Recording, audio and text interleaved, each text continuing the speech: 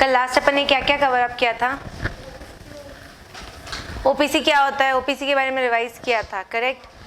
जितना समझ आए उतना ले लेना, पुरानी वीडियोस देख लेना तो तुम्हें क्लैरिटी आ जाएगी। फिर कोई डाउट हो तो मुझसे कवर अप कर लेना। कौन से सेक्शंस कवर अप किए कल अपन ने? 4 फॉर्म क्यों सेक्शन में तो कवर किया था एक 4 किसका था? पेनल्टी क्या स्पेसिफाइड थी?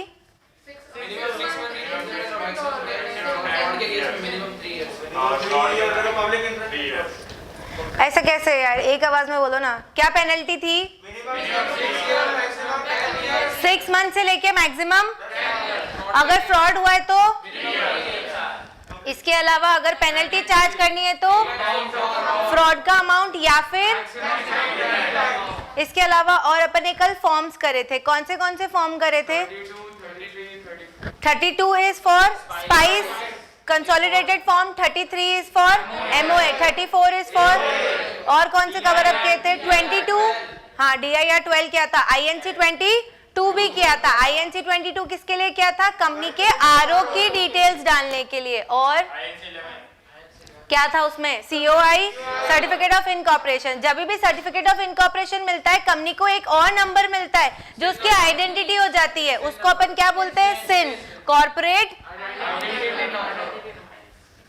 आइडेंटिफिकेशन है कि आइडेंटिटी है? मैंने कल ये क्लैरिफाई किया था कि बच्चे बहुत ज्यादा कंफ्यूज होते हैं। इट्स आइडेंटिटी, ठीक है? डायरेक्टर में अलग आ जाएगा। कंपनी के केस में क्या है? Corporate identity number.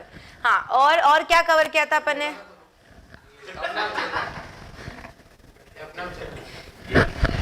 अरे यार ये क्या सेव कर दिया इस मक्खी ने। एक मक्खी, तुम्हारी क्लास में से कोई पुराना प्यार तो नहीं है? मेरे से नहीं ले रही भाई, तुम लोगों से ले रही है। सेटल्ड मामला है, बदला नहीं है। तो अब तुम में से किसने धोखा दिया था? एनीवन? मर्डरर?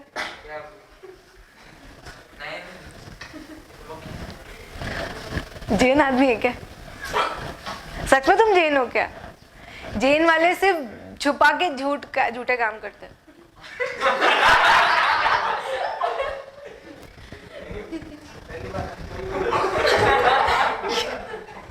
क्या?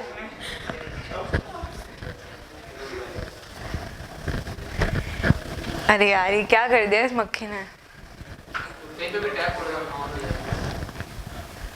अरे यार कौन बैठी है? आप तो कहीं नहीं बैठी है।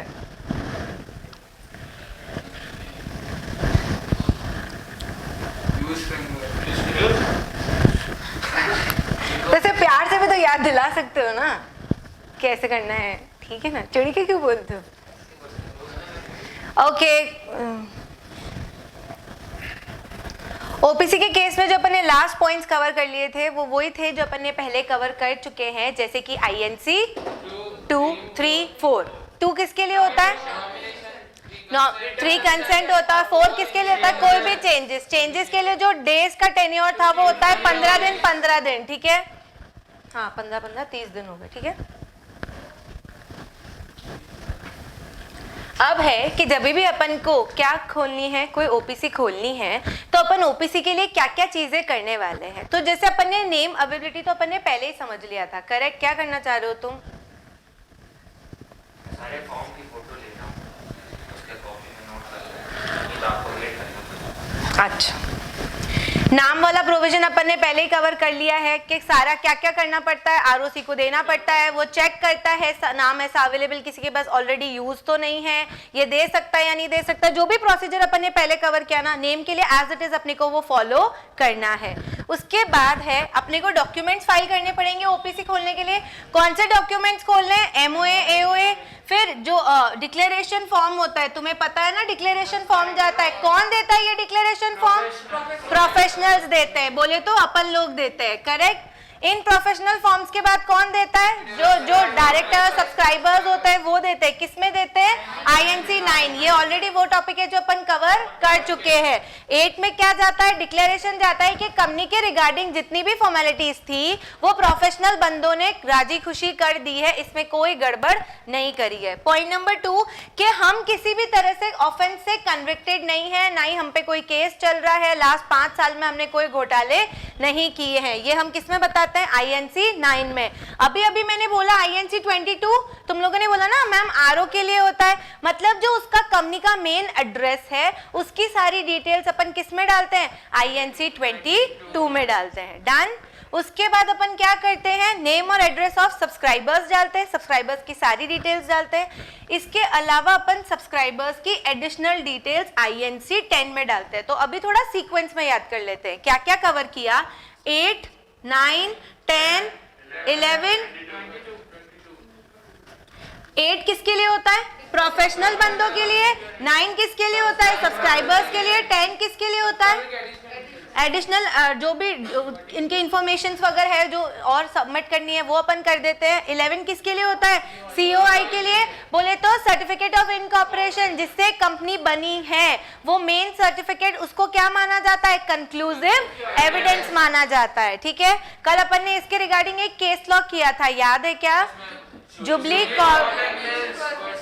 लिवाइस। ठीक है, भूले तो नहीं, याद है। नेक्स्ट INC 22 किसके लिए होता है, कंपनी के RO के लिए होता है, ये याद है पक्का। आगे बढ़ूं।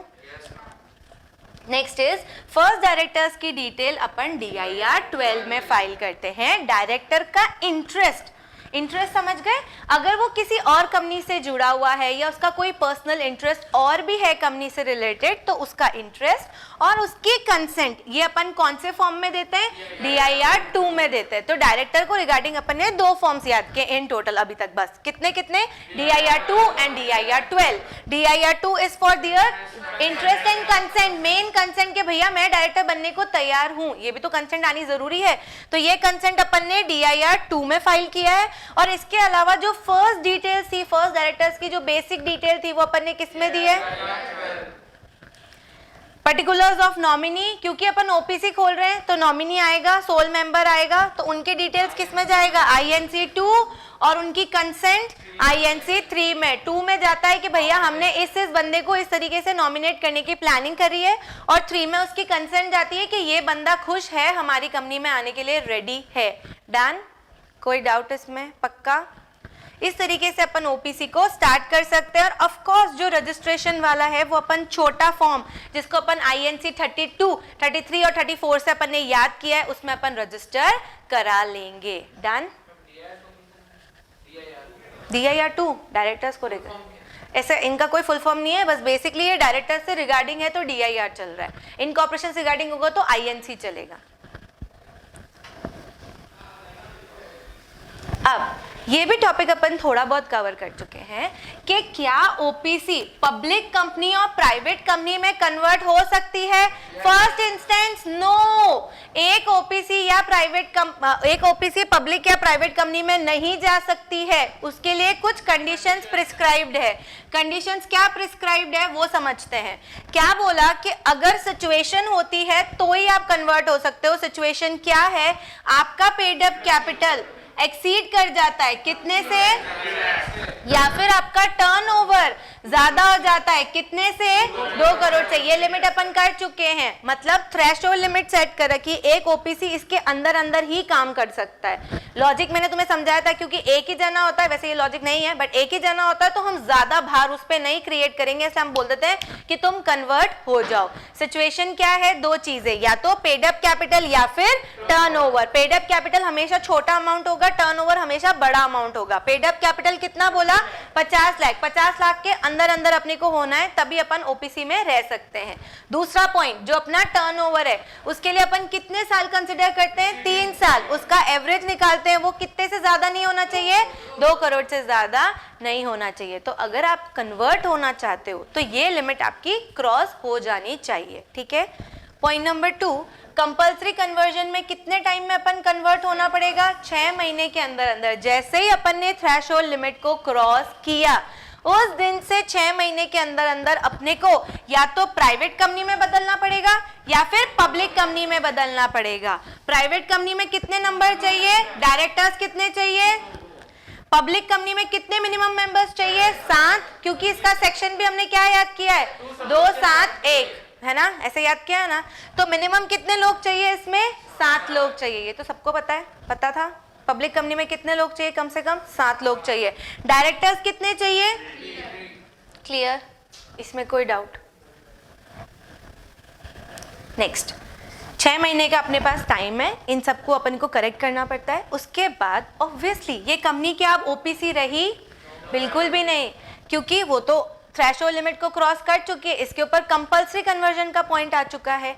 अब विद इन 60 डेज उसको आरओसी को भी बताना पड़ेगा इन फॉर्म नंबर INC 5 कि भैया अब हम ओपीसी नहीं रहे हैं और हमने करेक्शंस कर दिए हैं, सीज हो चुकी है और हम हमें कन्वर्ट होना पड़ेगा या तो प्राइवेट कंपनी में या पब्लिक कंपनी में।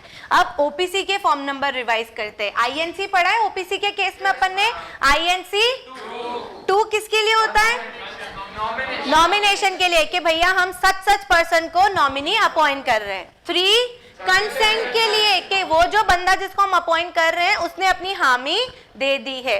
पॉइंट नंबर INC 4 चेंज के, या तो वो सोल मेंबर जा रहा है या फिर नॉमिनी जा रहा है, तो उसके रिगार्डिंग जो भी चेंजेस हुआ वो 4 में। और 5 अब ये कौन सी इंफॉर्मेशन हुई कि हम ओपीसी नहीं रह सकते हैं, हमें कन्वर्ट होना पड़ेगा, हम सीज हो चुके हैं। ये हमें कब तक बताना था आरओसी को, 60 डेज के अंदर अंदर बताना था, ठीक है। और अपने पास टाइम कितना है ये सब प्रोसेस फॉलो करने का, समझ आया। आरओसी को इन्फॉर्म कर देंगे क्योंकि वहीं से तो प्रोसीजर चालू होगा, पर ओवरऑल अपने पास कंपनी के पास मैक्सिमम टाइम कितना है कन्वर्ट करने के लिए, 6 महीने का टाइम है। ये 6 महीना अपन ने और भी कहीं पढ़ा था, याद है क्या, कब, एग्जैक्टली अगर मिनिमम मेंबर्स कम हो जाते हैं तो मतलब समझ रहे हो ना, मिनिमम मेंबर्स कम हो गए या ये लिमिट चेंज हो गई तो आपके पास मैक्सिमम कंपनी के पास कितना टाइम होता है, 6 महीने का। कंफ्यूजन तो नहीं, यस एग्जैक्टली। देखो 6 मंथ्स अपने पास मैक्सिमम टाइम है ये प्रोसीजर चालू करने का, और आरओसी को इन्फॉर्म करने का कितना टाइम है, 60 डेज है। आरओसी को इन्फॉर्म करेंगे उसके बाद तो उसका मेन प्रोसीजर चालू होगा, क्योंकि कन्वर्ट कौन करने वाला है, आरओसी करने वाला है, मतलब रजिस्ट्रेशन आरओसी देगा, ठीक है।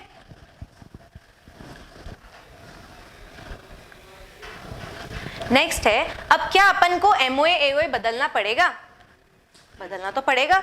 और ओपीसी में अलग हो जाता है, प्राइवेट कंपनी और पब्लिक कंपनी में उसका लुकआउट अलग हो जाएगा।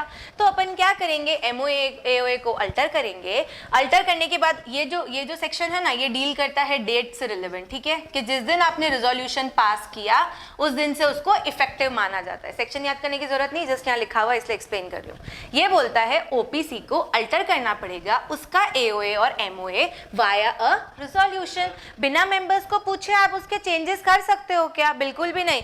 तो आपको क्या करना पड़ेगा, रिजोल्यूशन से उसको चेंज करना पड़ेगा। और 1 मेंबर, क्योंकि ओपीसी के केस में लोग ही कितने थे, मेंबर ही कितना था, 1 मेंबर था ना, तो वो अपना कंसेंट लेटर भी देगा ओपीसी को, हाँ भैया मैं तैयार हूं, मुझे कोई आपत्ति नहीं है इसको अल्टर करने में, डन, कोई डाउट। हाँ ओपीसी को भी तो अपने को कंसेंट देना है, ओपीसी आगे कंसेंट देगा, ओपीसी को भी तो मेन मेंबर कंसेंट देगा कि मैं तैयार हूं। देखो मान लो कि मेरी कंपनी है, मान लो सब कुछ मैं हूं, बट मुझे फिर भी लीगल फॉर्मेलिटी से मेरी कंपनी को अलग कंसिडर करना है और उसके लिए मुझे एप्लीकेशन देनी पड़ेगी, ठीक है, कोई डाउट इसमें। नेक्स्ट पॉइंट पे आओ, प्रोसीजर। अब अपन को क्या फॉलो करना पड़ेगा, तुम बताओ ना। अगर ओपीसी को कन्वर्ट करना है, ठीक है, पब्लिक कंपनी या प्राइवेट कंपनी में, तो सबसे पहला काम अपने को क्या करना पड़ेगा, मेंबर्स आना पड़ेगा। उसके बाद डेफिनेशन पे जाओ, प्राइवेट कंपनी और पब्लिक कंपनी की डेफिनेशन में था मिनिमम पेड अप कैपिटल होना चाहिए, करेक्ट। तो इस सिचुएशन में वो भी अपन को फुलफिल करनी पड़ेगी। इसके अलावा और भी चीजें जो ओपीसी के लिए रिबेट है पर नॉर्मल कंपनीज को हाँ सब करना पड़ेगा ना, बस वही तो लिखा हुआ है कि आपको पहले प्राइवेट जो नंबर्स है, डायरेक्टर्स है, उनको इंक्रीज करना है, उसके बाद आपको पेड अप कैपिटल का चेक करना है, उसके बाद आपको एमओए एओए बदलना है, और अदर जो भी इनकॉर्पोरेशन रिक्वायरमेंट्स है वो पूरी करनी पड़ेगी। इनकॉर्पोरेशन रिक्वायरमेंट्स अब तो ये सब DIR याद है, DIR 2, 12, INC 8, 9, 10, 11 ये सब पता है, इसमें कोई डाउट, पक्का। आगे बढ़ूं, हाँ, मेंबर्स ही डायरेक्टर्स की तरह अपॉइंट होते हैं। वैसे जो सब्सक्राइबर होते हैं वो सब्सक्राइब करते हैं शेयर्स को, उन्हीं में से पहले जो फर्स्ट डायरेक्टर्स होते हैं ना वो वही बनते हैं। उसके बाद जैसे जैसे कंपनी आगे बढ़ती है ना, जैसे अभी अंबानी के केस में बहुत सारे डायरेक्टर्स हैं, क्योंकि वहाँ नॉलेज का क्राइटेरिया ज़्यादा चाहिए, तो ज़रूरी नहीं है जो मेंबर्स है वही डायरेक्टर्स बने या उतने ही डायरेक्टर्स हो जो मेंबर्स है, ऐसा कोई कंपल्सरी नहीं। ठीक है, हाँ हो सकता है। उसके बाद जो पब्लिक कंपनी का क्राइटेरिया ना डायरेक्टर्स का, वो फुलफिल करना पड़ेगा कि टोटल नंबर ऑफ डायरेक्टर्स का 1/4 कम से कम इंडिपेंडेंट डायरेक्टर्स होने चाहिए। इंडिपेंडेंट डायरेक्टर बोले तो वो जिसका कंपनी से कोई लेना देना नहीं है, इंडिपेंडेंट है, तो वो क्राइटेरिया मैच होना चाहिए। तो उसमें जो टोटलिंग होगी ना उस तरीके से की जाएगी। उतने हो सकते हैं तो डायरेक्टर्स का क्राइटेरिया बढ़ाना पड़ेगा। लाइक फिर जो मैक्सिमम डायरेक्टर जैसे 15, तो 15 के हिसाब से अपने को एडजस्ट करना पड़ेगा कि इतने वो मेंबर्स में से डायरेक्टर बन सकते हैं, इतने इंडिपेंडेंट डायरेक्टर्स, इतने क्वालिफाइड डायरेक्टर्स, वो सारी लिस्ट के हिसाब से अपने को फॉलो करना पड़ता है। बट यस, कर सकते हैं। आगे बढ़े। Next is effect of conversion. अब इसका क्या इफेक्ट रहेगा, तो जो पुराना ओपीसी के नाम पे जो सीओआई इशूड था, क्या वो ही इनके लिए काम करेगा? नहीं करेगा, क्योंकि ओपीसी का अलग नंबर था, उनकी अलग ऑब्जेक्ट्स वगैरह थे। अभी सब कुछ अल्टर हुआ है, तो इनको क्या मिलेगा? Fresh certificate of incorporation issue होगा। किसमें इशू होता है सर्टिफिकेट ऑफ इनकॉर्पोरेशन? आईएनसी 11 में इनको नया सर्टिफिकेट मिल जाएगा। पर हाँ, इसका मतलब ये नहीं है कि जो भी उनके पुराने डेट्स, लाइबिलिटी, ऑब्लिगेशन थी वो ऐसे कैसे खत्म हो जाएगी। मतलब सपोज करो आज मैं मेरा नाम चेंज करके कुछ और रख लूं, तो क्या मेरे ऊपर जितने भी केसेस चल रहे हैं, लाइबिलिटीज चल रही है, पेनल्टीज चल रही है, वो खत्म हो गई? नाम चेंज करने से इंसान बदलेगा क्या? नहीं। हाँ, यहाँ पर उसका हुलिया थोड़ा बदला है, बट जो मेन क्राइटेरिया था क्या वो चेंज हुआ? नहीं ना। इसलिए इनकी लाइबिलिटीज, डेट सारा के सारा सेम रहेगा। अब ये पॉइंट भी इसीलिए आया ताकि फ्रॉड ना कर सके। ऐसा नहीं भाई तुमने अब चेंज कर लिया तो तुम्हें फ्रॉड करने की आज़ादी मिल गई है, पुराने वाला सब खत्म हो गया, ऐसा नहीं होता। जो भी केसेस चल रहे होते हैं ना वो नए नाम पे शिफ्ट हो जाते हैं। क्लियर? कोई डाउट इसमें? अभी वॉलंटरी कन्वर्जन तुम्हें पता है कि कितने टाइम तक नहीं कर सकते हो? 2 साल। जैसे ही आपको इनकॉर्पोरेशन सर्टिफिकेट मिला, इसके 2 साल तक आप अपनी मन मर्जी से ओपीसी को कन्वर्ट नहीं करा सकते हो। Like you have to wait for at least 2 years। Done. Next, क्या एक प्राइवेट कंपनी ओपीसी में बदल सकती है? मेरी एक प्राइवेट कंपनी है, मैं इसको ओपीसी में बदलना चाहती हूँ, हो सकता है? हाँ, बदल तो दूंगी। क्या? क्यों नहीं बन सकते बताओ? तुमने ना बोला ना, महिमा, राइट? क्यों नहीं? प्राइवेट कंपनी का ही पार्ट है ओबीसी, और प्राइवेट कंपनी बड़े लेवल पे होती है, ओबीसी छोटे लेवल। हाँ, तो मतलब जब अपन बड़े से छोटे में जा सकते हैं, छोटे से बड़े में जा सकते हैं, तो क्या छोटे से बड़े से छोटे में नहीं आ सकते, या छोटे से बड़े में नहीं जा सकते क्या? जैसे वहां पे भी अपने को कुछ कंडीशंस फॉलो करनी थी, यहाँ पर भी कुछ कंडीशंस फॉलो करनी पड़ेगी, और उसके बाद अपन कन्वर्ट हो सकते हैं। अब कन्वर्ट का क्राइटेरिया क्या है यहाँ पर ध्यान रखना, क्योंकि अपने को ओपीसी में शिफ्ट होना है, करेक्ट?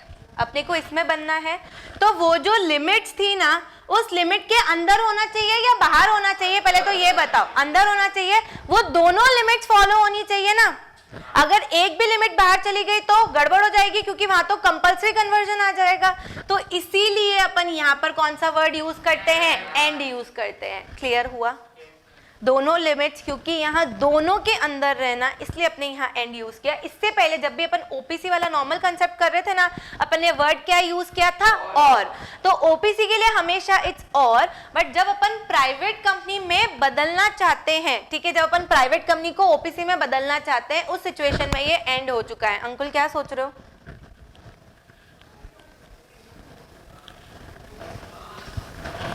एप्लीकेबिलिटी के लिए कंसेप्ट अपने को क्लियर हो गया। सबसे पहला क्या, एक private company other than a company registered under section 8, मतलब सेक्शन 8 कभी भी ओपीसी में कन्वर्ट नहीं हो सकती है। गांठ बांध लेना, क्वेश्चन आ सकता है। क्या सेक्शन 8 कंपनी कभी भी ओपीसी में बन सकती है? क्या ये अपन ने ओपीसी के में क्लियर ही कर लिया था कि सेक्शन 8 नहीं बन सकते, और बैंकिंग वाला काम नहीं कर सकते, और ये सारी एक्टिविटीज आप नहीं कर सकते हो। क्लियर? तो बस यहाँ पर भी वही बात है कि आप ऐसा कंपनी को नहीं कन्वर्ट कर सकते हो। आपको पेड अप कैपिटल का भी ध्यान रखना है और टर्नओवर का भी ध्यान रखना है। अगर आप इनमें अंदर अंदर हो तो आप कन्वर्ट हो सकते हो, इनके बाहर होगे तो कन्वर्जन हो ही नहीं सकता। पॉइंट नंबर 2, आपको क्या करना पड़ेगा, प्रोसीजर्स को फॉलो करना पड़ेगा, उसके बाद आप कन्वर्ट हो सकते हो। नेक्स्ट इज प्रोसीजर का मेन काम क्या रहेगा, भैया नो ऑब्जेक्शन लाओ मेंबर्स और क्रेडिटर्स से। मान लो मेरी प्राइवेट कंपनी है, मेरी प्राइवेट कंपनी में हम 2 जने थे, ठीक है, प्राइवेट कंपनी 2 लोगों के साथ बन सकती है। क्रेडिटर्स थे, सपोज करो 10 जने क्रेडिटर्स थे। क्रेडिटर्स समझते हो कौन होता है? अब सपोज करो, हाँ लेनदार है ना, कौन बोला लेनदार, अच्छा सपोज करो कोई हमसे पैसा मांगता है, अब मैं उसको बोलूं कि भैया मैं तो ओपीसी में कन्वर्ट हो रही हूँ, हो सकता है ना उससे कुछ डाउट आ जाए, क्योंकि ओपीसी में तो एक ही मेंबर होगा, उन्होंने हम 2 लोगों को देख के पैसा दिया होगा, हो सकता है ना मेरे से ज्यादा कोई दूसरा बंदे पे उसको ज्यादा भरोसा होता है, कई बार ऐसा होता है जब आप 2 लोगों को देख के पैसा देते हो और अब मैं उसको बोलूं नहीं नहीं मैं तो इसको निकाल के मैं अकेली ही बन रही हूँ, तो क्रेडिटर से पूछना तो पड़ेगा, राइट। तो ये तो बेसिक फॉर्मेलिटी हो गई, आप मेंबर्स और क्रेडिटर से पूछोगे। इसके अलावा आप स्पेशल रेजोल्यूशन पास कराओगे जनरल मीटिंग में, समझ गए, स्पेशल रेजोल्यूशन ऑब्वियसली इसलिए क्योंकि ये मैटर थोड़ा बड़ा है, तो यहाँ पर क्या हाफ जनों का रेजोल्यूशन वर्क करेगा क्या, नहीं, यहाँ पर तो हाँ 75% का चाहिए। नेक्स्ट इज ये बात गांठ बांध लेना, जब भी अपन एसआर पास करते हैं ना कंपनी में, एसआर पास करने में अपने को फॉर्म नंबर MGT 14 फाइल करना पड़ता है, क्लियर। जब भी एसआर पास किया, एसआर पास में अपने को MGT 14 लगाना पड़ता है, भूलोगे तो नहीं। एक बार INC रिवाइज कर ले, INC 2, INC 3, INC 4, 5 कन्वर्जन वाला, ठीक है, और 8, 9, 10 वही डिटेल्स। 8 में कौन हुआ, प्रोफेशनल्स, 10 और 9 और 10 कॉमन हो गए, ठीक है, सब्सक्राइबर्स की डिटेल्स और डायरेक्टर्स की डिटेल्स वगैरह हो गई। देन 11 COI, 22 RO, और इसके अलावा अपन ने DIR 2 12 पढ़ा है। 2 क्या पढ़ा, और 12 में क्या पढ़ा, कंसेंट, बोलोगे तो नहीं, समझ आ रहा है, याद हो रहा है। ऐसा कोई जिसको अभी तक कुछ कंफ्यूजन है फॉर्म्स को लेकर, कोई डाउट है, रिवीजन वापस चाहते हो, ऐसा कुछ नहीं, मैम बहुत पका रहे हो आप। हाँ तो वो सब नहीं हो सकता है। अगर सपोज करो मेरी प्राइवेट कंपनी में ऐसे ही कोई 2 लोगों से बना है, सुनना, मेरी प्राइवेट कंपनी हम दोनों ही है ना, नेचुरल पर्सन नहीं थे, क्या अब हम ओपीसी में कन्वर्ट हो सकते हैं, नहीं, उसके लिए हमें पहले नेचुरल पर्सन्स को लाना पड़ेगा, उसके बाद ही हम हो सकते। तो बेसिक कंडीशंस आपको सारी माननी पड़ेगी, उसके अलावा ये फॉर्मेलिटीज दे रखी है। हाँ तुम्हारा कुछ, नॉमिनी की भी डेफिनेशन वही है और सोल मेंबर की भी डेफिनेशन वही है, अच्छे से देखो उसके ऊपर लिखा हुआ है सोल मेंबर / नॉमिनी, मतलब दोनों ही, ऐसा नहीं हो सकता है। ओपीसी के कंसेप्ट में मेन बात लाई इसीलिए गई थी क्योंकि अपन ऑलरेडी एक बार रूल्ड हो चुके हैं अदर कंट्री से, इसलिए हमने क्लैरिफाई कर दिया कि हर सिचुएशन में वो इंडियन सिटीजन, इंडियन रेजिडेंट हो और नेचुरल पर्सन होना चाहिए, ताकि दूसरी बाहर की कोई भी अथॉरिटीज अपने ऊपर रूलिंग ना बने, इसलिए ये कंसेप्ट आया है, मतलब सेफ हैंड रखने के लिए ये सारे प्रोविजंस को इनकॉर्पोरेट किया है। अब कोई डाउट?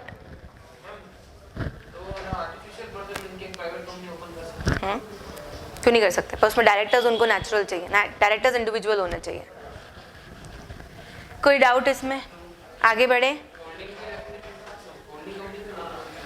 होल्डिंग कंपनी में ऐसा कोई अपन ने ये नहीं पढ़ा है कि ये नेचुरल होना चाहिए, आर्टिफिशियल होना चाहिए, उसमें कुछ नहीं, उसमें तो सिर्फ वो रूल का आ जाता है 2 चीजों को लेकर। कौन सी 2 चीजें थी वो?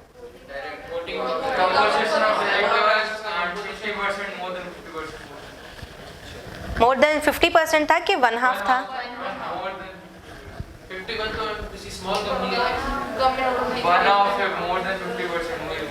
वही हुआ, पर आपको लैंग्वेज पे ध्यान देना पड़ेगा, दिस इज लॉ। चलो नेक्स्ट इज, क्या हो गया यार ये,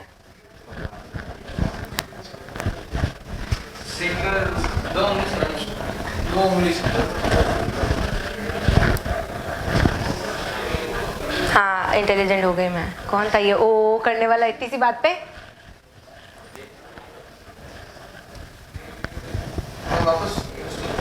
अरे हाँ मैं स्लाइड कर रही थी।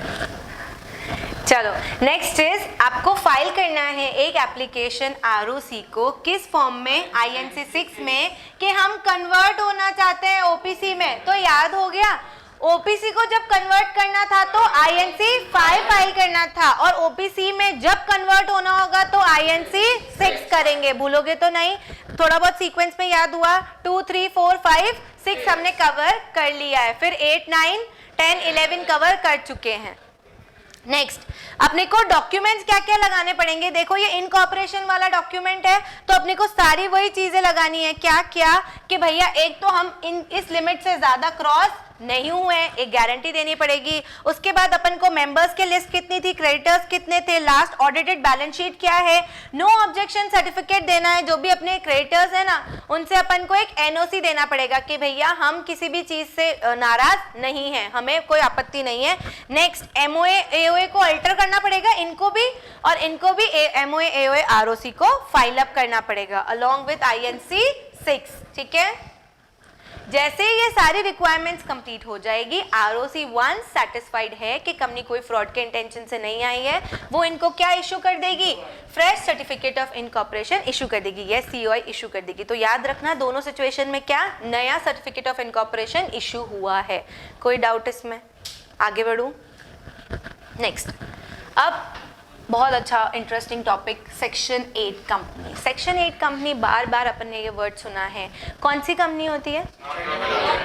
एक ऐसी कंपनी, ये तुम नए जो भी है उनको समझ आ जाएगा। ठीक है, सेक्शन 8 कंपनी बोले तो एक ऐसी कंपनी जिसका मेन ऑब्जेक्ट क्या है, प्रॉफिट कमाना नहीं है। उनका मेन ऑब्जेक्ट हाँ पैसा लगाना है। कैसे समझते हैं? तो जब भी अपने को सेक्शन 8 कंपनी में रजिस्टर होना पड़ता है ना, कौन कौन हो सकता है, कोई भी पर्सन या एसोसिएशन ऑफ पर्सन जो इस इंटेंशन से आ रहा है कि उन्हें एक कंपनी खोलनी है, और अगर वो ये कंडीशंस को फॉलो कर दे तो उन्हें लाइसेंस मिल जाएगा अंडर सेक्शन 8।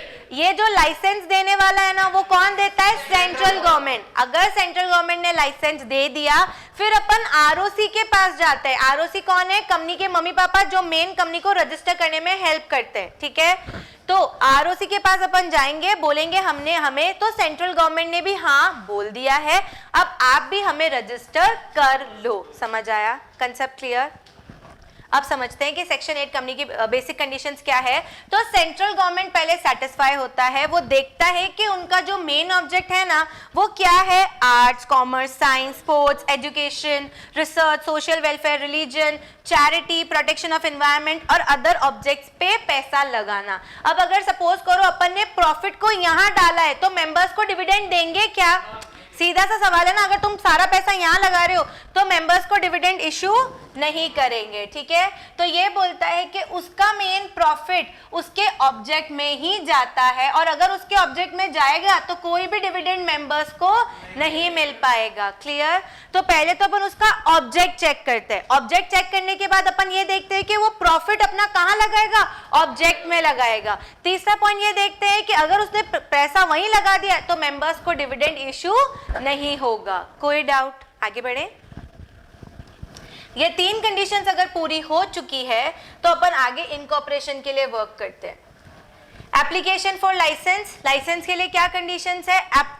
जो भी अपन को नाम अवेलेबिलिटी था वो तो पहले जैसा नॉर्मल कंपनीज के लिए होता है, सेम टू सेम वैसा इसके लिए भी होता है। इसके बाद अपन आरओसी को अप्लाई करते हैं INC 12 में। अभी सीक्वेंस क्लियर हुआ? क्या चीज? वो लाइसेंस के लिए अप्लाई कर दिया अपन ने, लाइसेंस वहां से मिल गया, उसके बाद अपन आरओसी के पास आते हैं इनकॉर्पोरेशन के लिए। छोड़ो तो मैं चेंज करवा दूंगी। ठीक है, ये क्या बोलता है कि जब अपन आरओसी को अप्लाई करते हैं, आरओसी को अप्लाई किस में करते हैं? INC 12 में करते हैं। किसके लिए करते हैं? इनकॉर्पोरेट करने के लिए, और लाइसेंस की दूसरी फॉर्मेलिटीज जो अपन कंप्लीट करके फिर यहाँ आते हैं। ठीक है, ये क्या बोलता है अपन को? MOA AOA बताना पड़ता है INC 13 में। नेक्स्ट, डिक्लेरेशन फॉर्म देना पड़ता है INC 14 में। अपन ने पहले भी डिक्लेरेशन पढ़ा है, प्रोफेशनल बंदों का डिक्लेरेशन लगता है, तो यहाँ पर भी ये वही है जो, क्योंकि अपन दूसरी तरीके से इनके पास जा रहे हैं तो अपन को इसमें कौन सा फॉर्म फाइल करना है, INC 14 फाइल अप करना है। डन। उसके बाद अपन अपना MOA AOA देखते हैं जो ऑफ कोर्स सेक्शन 8 के मुताबिक होना चाहिए। इसके अलावा जो भी रूल्स हैं वो सब होना चाहिए। इसके एड ऑन जो अपन डिटेल्स पुट करते हैं वो ये डालते हैं कि अपना फ्यूचर इनकम कितना एक्सपेक्ट करते हैं नेक्स्ट 3 इयर्स के लिए। सपोज आज मैं कोई कंपनी खोलती हूँ जो मेरा NPO है, तो उसमें मैं क्या एक्सपेक्ट करती हूँ कि मुझे कितना प्रॉफिट मिलना चाहिए, ताकि वो जब लाइसेंस इशू करे, जब ROC अदर चीज़ें देखे तो उनको ये पता हो कि ये कंपनी इस इंटेंशन से आई है, ताकि वो ये चेक कर सके कि ये मेंबर्स को कोई पैसा दे तो नहीं रही है। वैसे तो तुम्हें पता है फ्रॉड सब जगह होता है, ठीक है, जो ट्रस्टीज होते हैं वो सबसे ज़्यादा पैसा खाते हैं, बट फिर भी सेफ साइड पे गवर्नमेंट इसलिए ये अपने को डिटेल्स ले लेती है। उसके अलावा अपन एक डिक्लेरेशन फॉर्म लेते हैं INC 15 से। जो भी पर्सन एप्लीकेंट होता है ना, जो एप्लीकेशन लगाता है कि भैया हमें क्या करना है, सेक्शन 8 कंपनी क्रिएट करनी है, इसमें कोई डाउट, तो ये कंसेप्ट बिठा लो कि जब अपन सेक्शन 8 कंपनी को रजिस्टर कराने जाते हैं ना,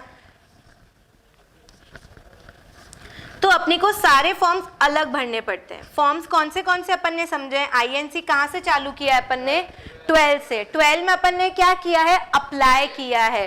13 में अपन ने क्या किया है, प्रोफेशनल ने, हाँ क्या MOA को किया है। 14 में अपन ने क्या किया है, प्रोफेशनल बंदों से लिया है। 15 में क्या हुआ है, जो एप्लीकेंट है उसने दिया है।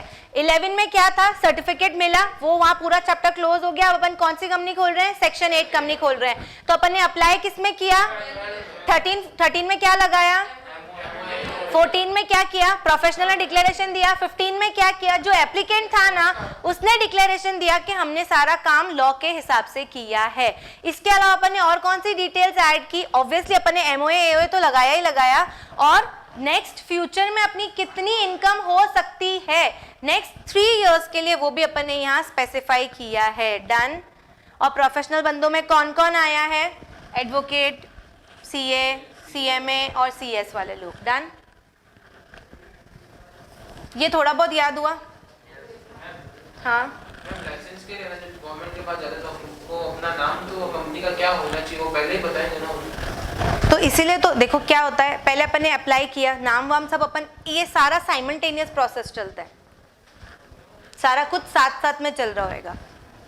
पहले मैं नाम के लिए पहले ROC, हाँ आरोस, तभी तो अपन ने ये पूरा एक साथ प्रोसीजर समझ रहे हैं। ये INCs भी अपन को साथ साथ में फाइल करनी है, और ROC को भी ये बताना है कि हमने ऐसे अप्लाई किया। ये सारे डॉक्यूमेंट्स अपन सेंट्रल गवर्नमेंट को भी देते हैं कि हमारा ये इंटेंशन है और हमारी वहाँ तक बात पहुँची है। उसके बाद सेंट्रल गवर्नमेंट अपने को लाइसेंस प्रोवाइड कर देगा।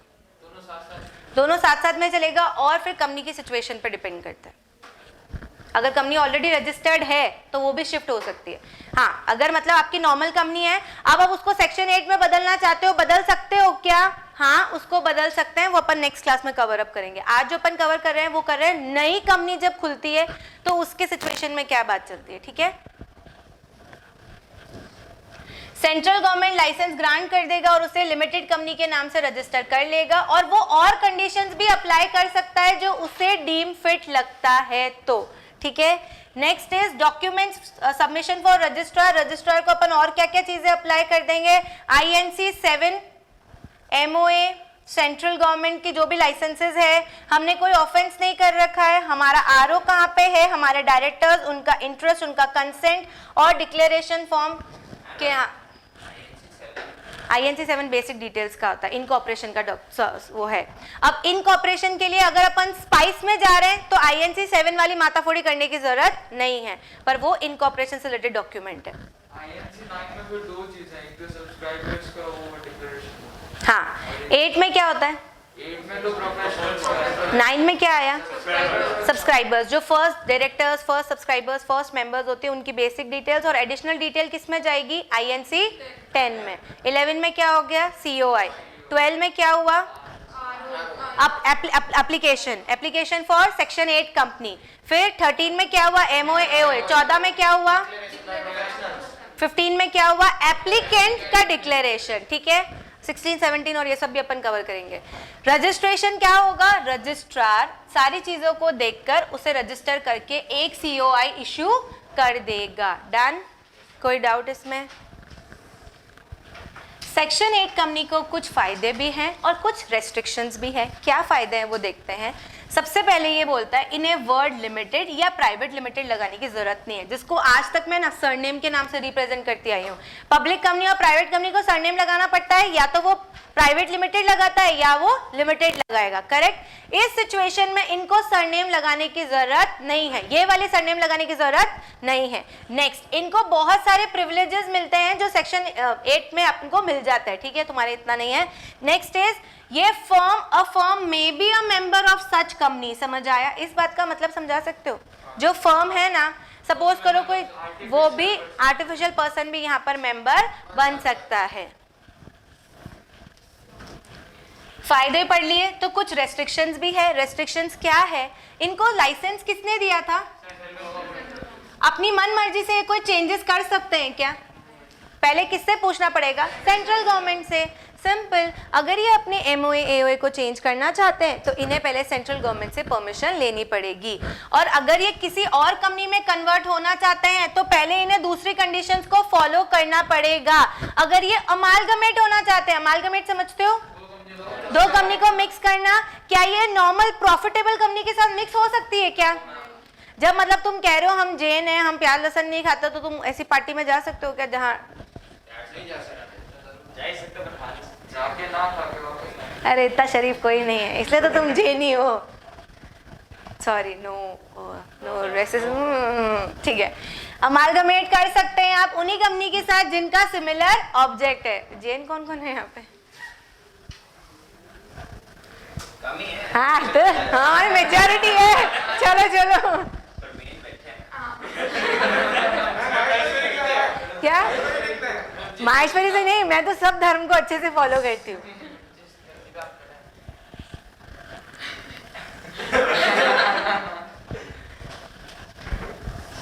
चलो, रिवोकेशन ऑफ लाइसेंस। अगर गवर्नमेंट लाइसेंस देता है तो छीन सकता है क्या? हाँ, जैसे अभी जैन के बारे में ज्यादा बोलूंगी तो चलो, ग्राउंड्स ऑफ रिवोकेशन। यस, अगर आप कुछ कॉन्ट्रावेव करते हो रिक्वायरमेंट को। सपोज करो सेंट्रल गवर्नमेंट ने आपसे कुछ मांगा, आपने उस चीज को पूरा नहीं किया, तो सेंट्रल गवर्नमेंट क्या करेगा? लाइसेंस को रिवोक कर लेगा। नेक्स्ट, अगर आपने कोई कंडीशन फुलफिल नहीं की, जैसे सेंट्रल गवर्नमेंट ने कहा था कि आप इतने टाइम में ये करना या वैसे करना, आपने उस कंडीशन को ब्रीच किया, तो या फिर आपने कोई फ्रॉडुलेंट कंडक्ट किया है, या फिर ऐसा जो सलमान खान वगैरह ज्यादा करते हैं। हाँ, क्या? फुटपाथ पे गाड़ी चला और भी तो घोटाले किए इसने। हंटिंग और शादी ना करना। हाय हाय, ये अगर क्राइम हो जाए ना तो कुछ नहीं होएगा। जिनको नहीं करनी है वो वैसे भी नहीं करेंगे। चलो, नेक्स्ट इज, या फिर कुछ ऐसा जो पब्लिक इंटरेस्ट समझते हो? लोगों के हित में, लोगों के हित के अगेंस्ट हो जाए, तो उसके लिए हम क्या करेंगे? इन लाइसेंस को वापस छीन भी सकते हैं। डन। अब सेंट्रल गवर्नमेंट के पास कुछ पावर है, हालांकि वो पावर अभी किसके पास है? मतलब सेंट्रल गवर्नमेंट ने किसको दे दी है? आरडी को दे दी है। अभी अपन ने समझा था कि कंपनी के लिए आरओसी उसके मम्मी पापा होता है, करेक्ट, जिनके बेस पर ये बॉर्न होता है। आरओसी से ऊपर एक और होता है, वो होता है आरडी, रीजनल डायरेक्टर। ये टोटल इंडिया में 7 ही है। अब ऑब्वियसली ये क्योंकि आरओसी हर स्टेट के लिए हो सकता है, या एक स्टेट में 2 भी हो सकता है, या फिर 2 स्टेट के लिए 1 भी हो सकता है, पर मोटा मोटी तौर पे हर स्टेट के लिए आरओसी अलग से होता है। तो आरओसी बहुत ज्यादा है। आरओसी के जो ऊपर है वो रीजनल डायरेक्टर है, जो टोटल इंडिया में कितने हैं? 7 ही है, ठीक है। तो सेंट्रल गवर्नमेंट ने अभी ये पावर किसको दे रखी है? आरडी को दे रखी है। ऑब्वियसली ये कंपनी के रिलेटेड जो भी मैटर्स होंगे उन्हीं को हैंडल करेंगे। सेंट्रल गवर्नमेंट बोलता है कि आप ये लाइसेंस को रिवोक कर सकते हो, उनको बोल सकते हो अपना स्टेटस बदल ले। मतलब अब या तो इनको प्राइवेट कंपनी में बदलना पड़ेगा या पब्लिक कंपनी में, या फिर उनको बोल सकते हैं कि आप अपने नाम के आगे ये लगा दो, मतलब आपको कोई बेनिफिट अब हम नहीं प्रोवाइड कर रहे। कंसेप्ट समझ आ रहा है? तो ये सारे पावर्स है अपने पास। हाँ, वो सब आएगा, अभी आएगा। तुम इतना पढ़ के कहाँ से आए हो? पहले ये बताओ मुझे। तो याद है फाउंडेशन वाली पढ़ाई?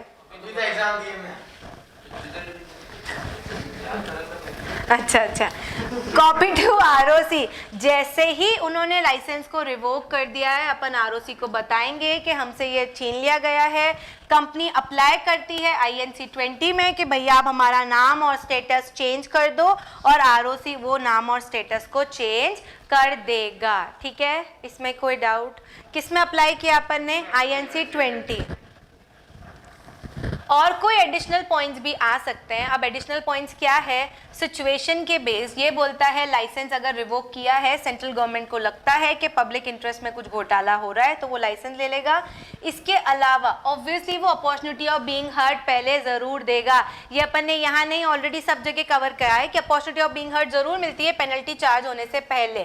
क्या क्या लग सकता है? वाइंडिंग अप करा सकता है या फिर अमालगमेट कर सकता है। वाइंडिंग अप बोले तो डिसोल्यूशन के लिए बोल सकता है कि आपकी कंपनी को चेंज कर दो। उस सिचुएशन में जो भी एसेट्स है ना, वो किस में अपन ट्रांसफर कर देंगे? जो कॉमन सेक्शन 8 कंपनी है ना, दूसरी जिनका सिमिलर ऑब्जेक्ट हो, उसको अपन एक्स्ट्रा पैसे जो चीजें जो है जो उनके यूज आ सकती है, उनको अपन ट्रांसफर कर देंगे। सपोज करो अगर अपना इंस्टीट्यूट बंद हो जाए, खुदा ना खास्ता, फिर भी हाँ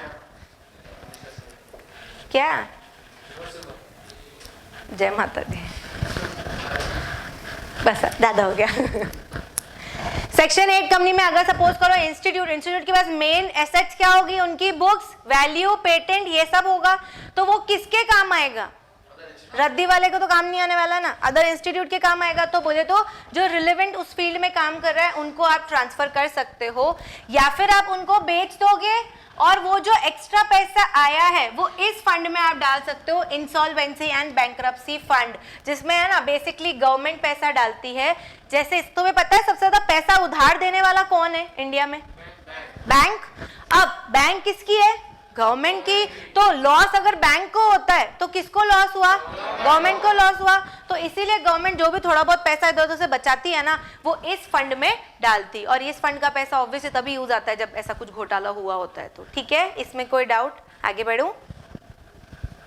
नेक्स्ट, आप उसको अमालगमेट करने के लिए भी बोल सकते हो, दूसरी वही कंपनी जिसका सिमिलर ऑब्जेक्ट होगा उसके साथ। ये क्या बोलता है? सेंट्रल गवर्नमेंट ऑर्डर देकर ये बोल सकती है कि आपकी दोनों कंपनी को मर्ज करके एक कर दो। उसमें जो कॉन्स्टिट्यूशन प्रिविलेजेस, जो लाइबिलिटी होगी ना, वो उसी तरीके से होगी जो गवर्नमेंट स्पेसिफाई करता है वैसे। अब इस सिचुएशन में जो भी सेंट्रल गवर्नमेंट ने ऑर्डर दिया है वो सुपरसीड करेगा। सुपर समझ गए? सुपर से थोड़ा ऊपर। सुपरसीड बोले तो एकदम मेन इसका ही रूलिंग अथॉरिटी रहेगी। इसने जो बोल दिया वो फुल एंड फाइनल है। क्लियर? इसमें कोई डाउट? तो आज अपन ने कौन से टॉपिक कवर किए? सेक्शन 8 कंपनी से पहले अपन ने ओपीसी में दो चीजें पढ़ी है, या तो ओपीसी को प्राइवेट में करना या फिर प्राइवेट को ओपीसी में करना। ओपीसी और क्या पढ़ा? ओपीसी के बारे में अपन ने फॉर्म्स पढ़े थे, उसके अंदर नए फॉर्म्स पढ़े। कौन से? INC